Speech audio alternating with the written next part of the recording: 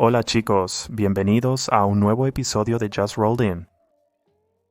El cliente se quejó de un ruido fuerte al cargar su Tesla. El técnico descubrió que el cliente pasó sobre una roca, la cual quedó alojada en el paquete de baterías. El paquete de baterías será reemplazado por uno nuevo. El cliente solo vino para un cambio de aceite.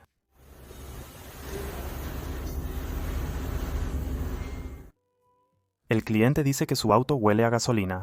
El técnico dijo que esta es la segunda vez que esto sucede en el pasado mes.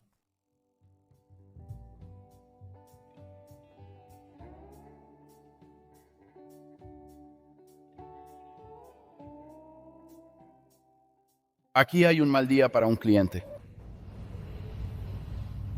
Ratón muerto bajo el capó. La mayoría de las partes en el filtro de aire de la cabina. Partes de ratón debajo del asiento. Hemos quitado todas las cosas del maletero. Y vamos a bajar y encontrar... Uy, ahí... Ahí está el señor ratón despierto. Un conocido del cliente les sugirió esto para evitar que las ratas entren al compartimento del motor.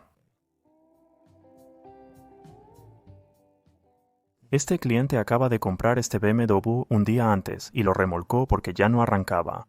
El técnico halló el bloque del motor agrietado y las juntas de la culata sopladas, por eso se ve una mezcla de refrigerante y aceite del motor saliendo por el escape.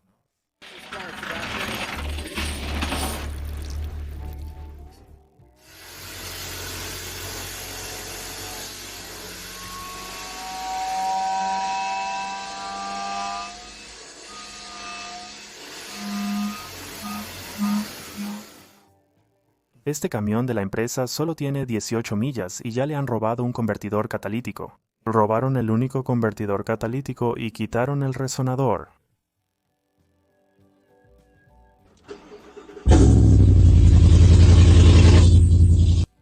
El cliente vino para una inspección estatal. Creo que eso falla.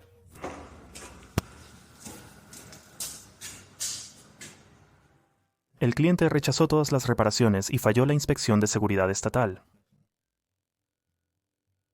El cliente solicitó una inspección de su RV antes de un largo viaje por carretera. El cliente llegó al taller tras una gran nevada invernal, sugiriendo que quizás era hora de comprar neumáticos de invierno. Ingenio de redneck para llevar tu camión averiado al taller.